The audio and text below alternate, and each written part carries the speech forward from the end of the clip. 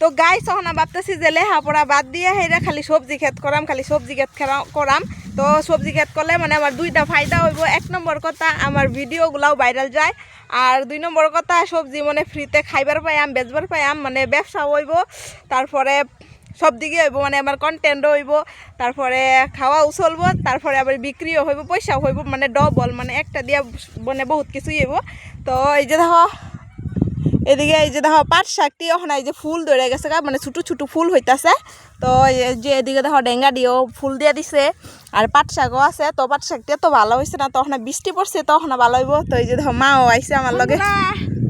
সবজি কাতলা গৃহস্থর কাছে বিয়া দিলে কিরম হইব কমেন্টে জানাইবা।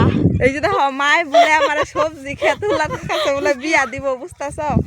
তো এই যে দেখো এটা আজকে তো উঠাইছি, দেখছি তো আগের ভিডিওর মধ্যে। তো ওখানে যাইতেছি, এত পরিমাণ জঙ্গল, যদি বাই জুখে একবার ধরে তো সর্বনাশ হয়ে যাবো গা। তো সেই তো এটা দিয়ে কি তরকারি মানে খাই, তারপর তোমরা তো দেখামই।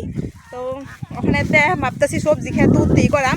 তো এইগুলা তো সব কিছু ওই যে এগুলি যত সব দেখতেছো, গলা গাছ, তারপরে লাউ গাছ, নীলা শাক, এটা সব কিছু সব আঙ্গ বাবা লাগায়।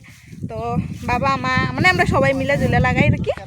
তো আমার এই ভিডিওগুলি তোমার কীরকম লাগে নিশ্চয়ই কিন্তু কমেন্ট করে জানাইবা। হ্যাঁ, আর ভালো লাগলে মানে ফলো করে পাশে থাকবা। আর এই ভিডিওগুলো আমি ইউটিউবেও ছাড়তেছি, তো প্লিজ চ্যানেলটা সাবস্ক্রাইব করে দিবা, বুঝছো? তো দেখা হইব নেক্সট ভিডিওতে। তখন লেগে এতটুকুই, বাই।